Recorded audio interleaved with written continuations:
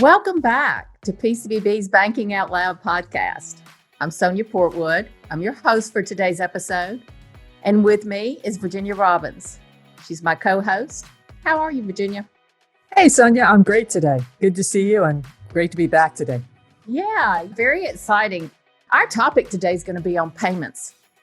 And that's a pretty broad subject. As we begin to explore this, we thought, wow, what a dynamic and exciting time it is for payments. Everybody's talking about payments, real-time payments. It's everywhere. Everybody's offering it. And the changes that are coming very quickly. So what we thought we would do is slow down just a little bit, back up, and let's talk about some of the basics for those of us that are not the experts. What is a payment? What's the history of payments? What does today's environment look like? Where are we headed? And the structure, the infrastructure, I think is critical to understand. What is the infrastructure of payments? How do they get moved from one person to the next?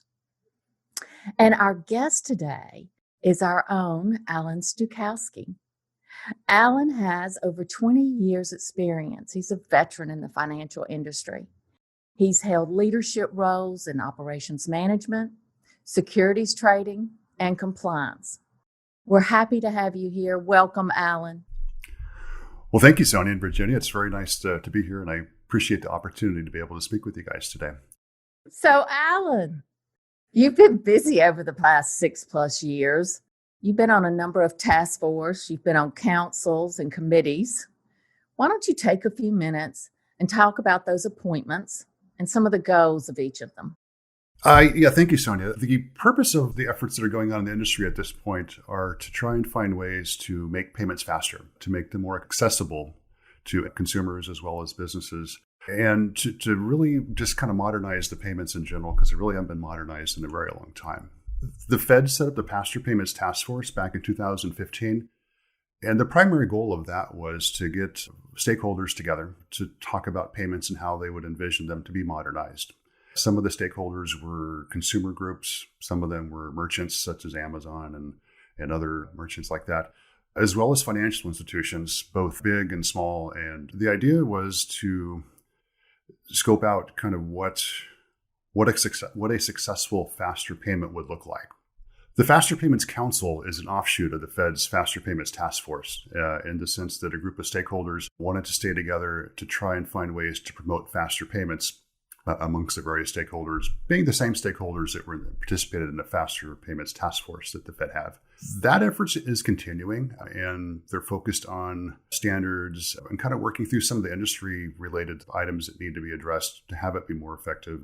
And I think all the stakeholders really had the same objectives, which is to find a way to help modernize payments and make them faster, but at the same point in time, representing their key sector. Obviously, financial institutions have a very different set of objectives than fintechs. Yes, and financial institutions want to be able to retain their deposits in all of these changes. And as we all know, you can bring in different sectors, they may collaborate, but at the end of the day, whatever's best for them is where their primary focus is going to end up. So, okay, thank you. So I'm sorry to interrupt you. You had some other information about some of these task force and committees you've been on? The Faster Payments Council was really an offshoot of the Fed's Faster Payments Task Force, in that a group of these organizations wanted to stay together and work through some of the issues that they felt were meaningful to address, such as, are there going to be rules to govern the future of faster payments? Kind of what are some of the standards that are out there? What roles should the various parties play, and how those things should be structured? Those efforts are still ongoing, and they're going to be ongoing, I think, for the next several years.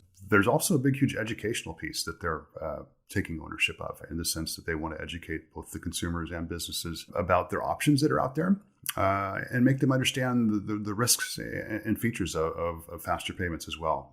And I think they're doing the same thing with the financial institutions, and just helping folks understand what the future is going to look like and trying to position folks to be successful in the future, regardless of what vertical you're in, be it the fintech, financial institutions, or the consumer groups. Alan, are they publishing any data that is available to our listeners? Yes, the Faster Payments Council has a lot of information available on their website.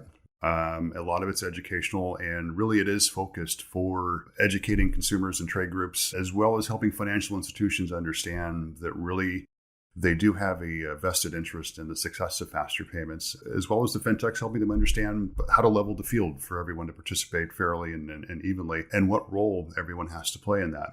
In addition to those items, there's been other items that we participated in. There's peer groups that are getting together of correspondents such as us. There's groups of community financial institutions as well that are getting together, as well as the consumer groups that are kind of working through how this is going to look from their perspective. And those efforts are ongoing. And I think that everyone's realizing that to have something be successful, there needs to be this collaborative effort amongst all the groups together, as opposed to just one set of industries working in a specific silo. And Alan, just to bring this home just a little bit, are these groups coming together? Is that to have the end game of that, to have real-time payments between all of these parties? Is that the reason everybody's coming together? I think that's the goal. I think some of the use cases can be solved by specific verticals, but there's always going to be a better solution if the various stakeholders are able to collaborate together. And I think it's the ongoing effort is going to continue. And I think over the next 5 to 10 years, there'll be tremendous change in the payments industry, just in general, as we move forward. Okay, thank you. Well, why don't we tell everybody exactly what is a payment? When we say payment, what exactly does that mean? That's a good point, Sonia, and a good question. I think people take it for granted, right? We do. And I'll use a simple example of that. I walk into a store, I put something on the counter. The person at the cash register says that'll be $3.50. And I take out my wallet and I pay them in some way, be it cash or a credit card or however the payment's made. And that simple example like that really illustrates the key components of it. In a payment, generally, there's 3 parts. There's what's called the request for payment. There's what's called the payment message. And then there's what's called the settlement of the payment. And the request for payment in that example is the cashier saying that'll be $3.50. And the payment message is me pulling out my wallet. I'm making a sign confirming I'm going to make payment to you. And then there's a settlement piece, which is I'm giving my $3.50 to that cashier. Every payment that's out there is based on those 3 components. Some of them might not have all of those components, but they will be based on one of those 3 or a collection of those 3 transaction types. So is that when you say a request for payment, is that a request going out as well as initiating a push of a payment without a request? Are those the same things in this scenario? Exactly. It might not be concrete, like the cashier is not saying $3.50 because she wants to make a demand for payment. It's just she wants me to know how much I need to pay her. But just by conveying that message, that request for payment is being made. And something as simple as me pulling out my wallet sends a clear signal to that cashier that I actually intend to pay this. And, while, Alan, you mentioned pulling out your physical wallet, for a lot of folks nowadays, it's the digital wallet instead, right? The indication of what that payment is varies so much now that we're all using our cell phones for a whole range of things. Absolutely. And all of those 3 stages of the payment can be manifested in multiple ways electronically. Absolutely. Okay. Very good. That's helpful, Alan. So before we move forward, let's go back, if we can, and look at financial institutions and give us a little history, a little background of where we started with payments and how that has evolved to where we are today. Yeah, I think it's really interesting when you take a step back and look at it from that perspective. Part of it is because as we go through them and I talk about them, you'll realize that there really hasn't been very much progress made in different types of payments in several decades at this point. As an example, outside of cash, the first type of payment back in the 1700s was what we call a check now, which used to be in the old days, it was an IOU. And that kind of evolved into checks. And so these items that were invented in the 1700s were modernized in the early 2000s when things started to being processed electronically and settled electronically, as opposed to physically being shipped and presented to banks for payment. Along with that, you have another rail, the automated clearinghouse, or more commonly known as ACH. This was set up in the early 70s as a payment rail, and most people know ACH for how they make their monthly and car insurance premium payments, or how they get paid by their employer. Your request for payment would be that you're actually working and you're expecting to be paid. You have this electronic file, which is the payment message, and then you have the settlement, which takes place at the various banks at some point in the future there. And that was a huge change for the industry, was it not, Alan? I mean, because we were going from actually the only way payments were being made was between individuals by a check. And this was the first stab at automation of payments, was it not? I think it was one of the first stabs of the mass automation of it, because you've taken this process now where, as opposed to companies needing to write checks, they could process an ACH with 10,000 items in there at a time. And you really got some efficiencies based off of that. And you got rid of the paper processing as well.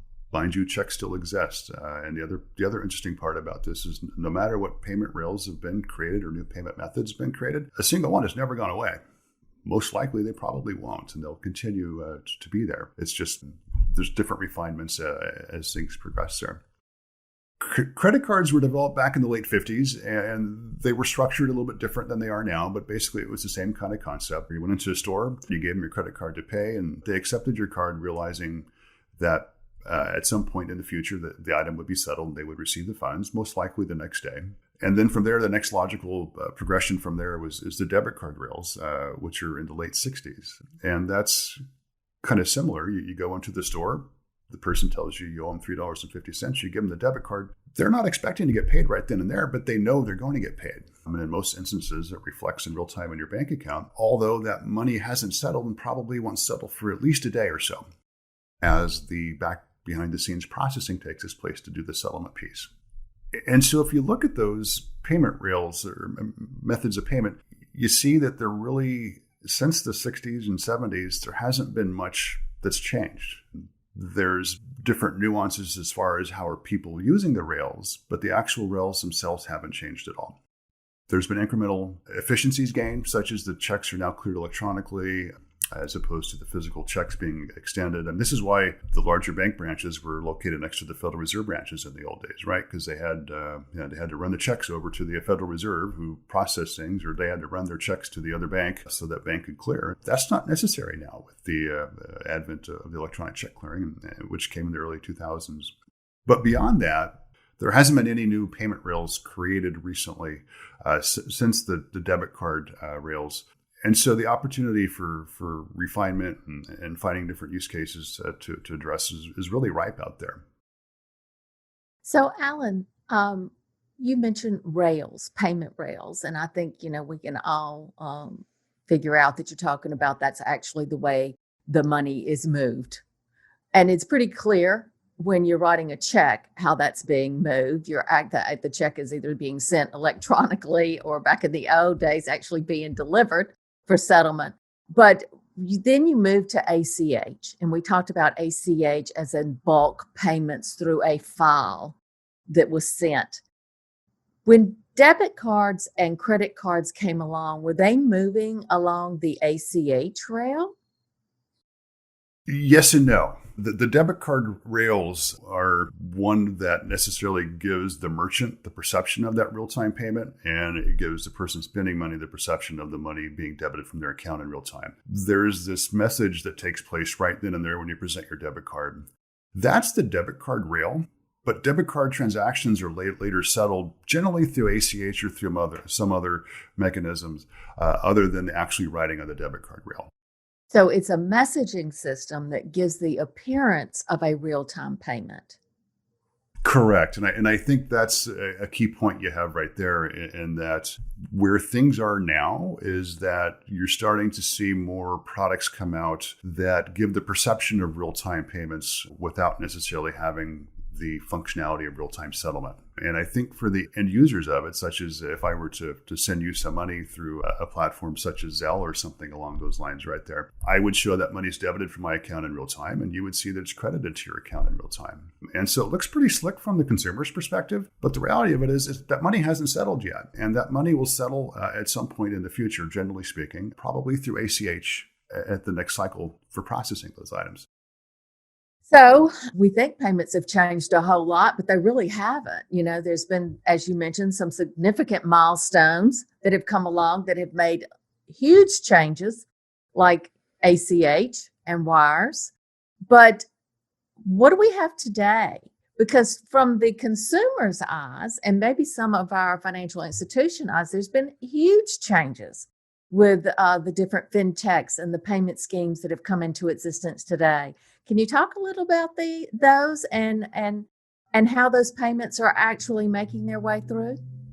Yeah, absolutely. When you look at how the existing payment rails, be it ACH or debit or credit card networks, are being repurposed, there's really two ways that that's happening at this point. One is through a banking-based environment, and one is through a non-banking based environment.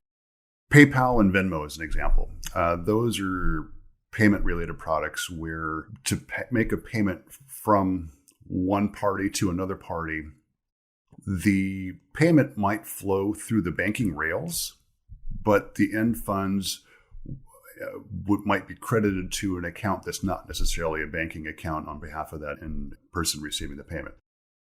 How does a payment go through PayPal, for example? That's a great question, because you can go to various stores and you can pay through PayPal, right? PayPal uses the debit rails to process that payment message. And so when you process your item from PayPal, the item goes through the debit card processing, but the net settlement takes place inside of PayPal's own master account. So PayPal has this omnibus account that they have at a bank or financial institution where they have all of this funds that they have that are in the PayPal system. And so it debits it from one person's kind of sub-account on PayPal's general ledger and it credits it to the person receiving the payment to their sub-account on PayPal's general ledger. From financial institutions' perspective, the concerns they might have for that is that those funds that are in that omnibus PayPal or Venmo type of account aren't necessarily deposits that financial institution can attribute to a specific depositor. Banks would like something different in the sense that they prefer products that are more account-to-account based. A perfect example of this is Zelle. If I were to pay you $5 through Zelle, I would have my bank account be debited and your bank account will be credited. The financial institutions see it going from account to account as opposed to it just sitting in an omnibus account like they would if it was through a PayPal type of environment. Really, you have these two different paths to go down. One is centric or based upon the financial institution, and one is based upon an omnibus account that is held by a third party, such as a PayPal or a Venmo. Obviously, the financial institutions like it to be based on the account-to-account transactions, so you don't have that counterparty exposure that you would have if you were to process or work with a payment processor that doesn't do the account-to-account bank-centric type of payments. Thank you. That's helpful. One other key thing I want to talk about, you have payment products through other tech providers as well. And one thing to keep in mind with that is that those aren't new payment rails. Those are use cases to repurpose the existing payment rails. And in situations such as this, prime example is Facebook. You'll get paid today. The perception of the funds being there, but it settles like a debit card transaction would. So by processing things like that, banks are participating in real-time payments. They're just not participating in the customer-facing part of it. And that's what the fintechs have decided that they are able to control and able to master. And they've done a very good job of getting that out there and having adoption of it. The Zelles, Venmos, PayPals. When you think of a payment-based product, a lot of times you don't think of a bank-centric product, right? You kind of think of, well, I could pay my kid through Facebook, or I can do this, through Venmo, and these other providers have done a tremendous job in making the customer-facing front end and customer-facing experience look so cool that that person doesn't even realize they're using a bank to make their payments or to receive their payments. Whether financial institutions like it or not, they're processing these real-time payments for other people. They're not owning that customer's experience, but they're still doing their processing behind the scenes. So, Allen, does that mean that institutions have an opportunity for income and when they process that, or are they? Is there some opportunity for income here, or? There is, and some institutions have done a pretty good job capitalizing on that. And I think one of the first things that institutions need to kind of work through is, what is it that they want their role to be in the payments ecosystem? And there's different phases of this. There's the current environment and the future environment. And for the current environment, really, there's a couple different ways that banks can play. It comes down to, does the bank want to actively compete against the fintechs that are out there, which is a difficult thing to do? Or does the bank want to embrace collaborating with the fintechs that are out there, which is a much easier thing to do? Because every fintech that has a payment-based product, it's a bank payment product that they're using. Allen, is it realistic to think that a community, a financial institution, could partner with one of the large fintechs? Or are we in a situation where we really have to go through, say, our core system provider to provide us with that front end facing messaging system, if you will, for real-time payments? So I think there's a couple points on that.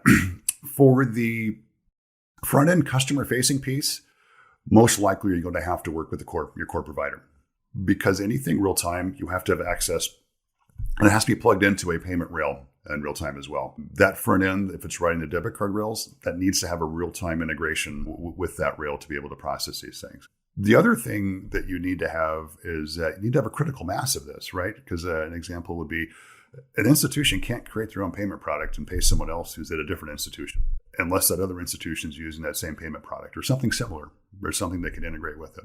And this is where the fintechs have done a really good job, in the sense that they've made their products cool, so people voluntarily sign up for them. Some institutions have very successfully made that transition to partnering with fintechs, in the sense that they've come to a happy spot, realizing that it's going to be too hard to own that front-end experience. So let's just work with the fintech, because they need a back-end provider anyway, right? They absolutely have to have access to the payment rails. And the fintechs also need a place to make deposits. At some point, those deposits with PayPal don't stay on PayPal's books. So the fintechs are very dependent upon financial institutions working with them, both for access to the payment rails as well as a place to put the money, because PayPal probably isn't going to hold $5 trillion in deposits for other people. Allen, can you give us an example of how a community financial institution may have partnered with possibly one of these fintechs to generate income? Absolutely. There are quite a few examples of institutions that have been able to partner with fintechs. And a perfect example of it would be a lot of the wealth management fintech entities that are out there at this point. They have a niche in that they provide access to the securities markets through mutual funds and things of that sort. But people need to put money into those accounts. And that's where the financial institution comes into play. They might partner with that fintech entity to provide the rails for the funding to come into their accounts. And so there are these symbiotic relationships where fintechs need financial institutions and financial institutions need these fintechs. But to get there, that institution needs to realize that they're probably going to give up that customer-facing front-end experience and be more of a utility behind the scenes to process payments and to store deposits on behalf of the fintech entity for their end depositors. So, Allen, in the news of late, we've seen where fintech companies have either applied for a bank charter or have purchased an existing bank.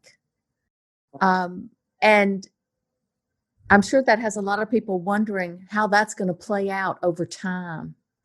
And do you have any comments around that or ideas about what you think is going to happen in the future as this continues to grow?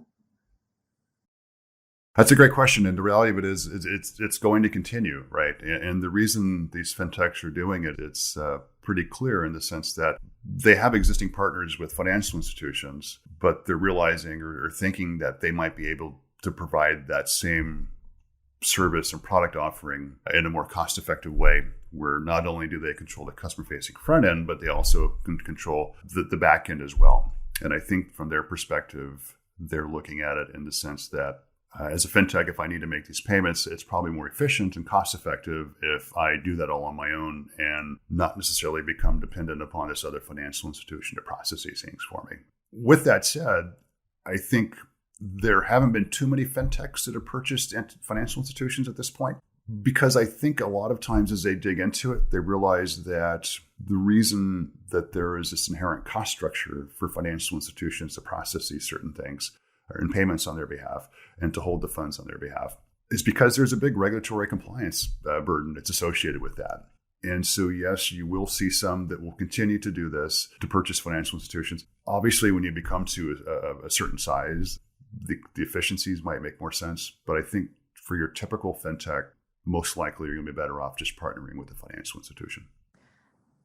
Allen, is there any such thing in existence today that is a real-time payment other than handing someone cash? There's a couple things. So one is wires. Wires are real-time, irrevocable credit push payments, and outside of cash is primarily the one that's out there today that has critical mass. And they've been around for forever at this point, and they're broadly accepted. The issue is there's a cost structure involved in processing wires, because generally speaking, the customer-facing front end doesn't have direct access to that wire pipe because of the amount of risk that would be associated with giving that direct access. Financial institutions are the only ones that have direct access to that. And so you have this process that makes things a little bit removed for that, which is why there's a bigger cost structure for wires, and they tend to be high value things. There are real-time payment products that are coming out.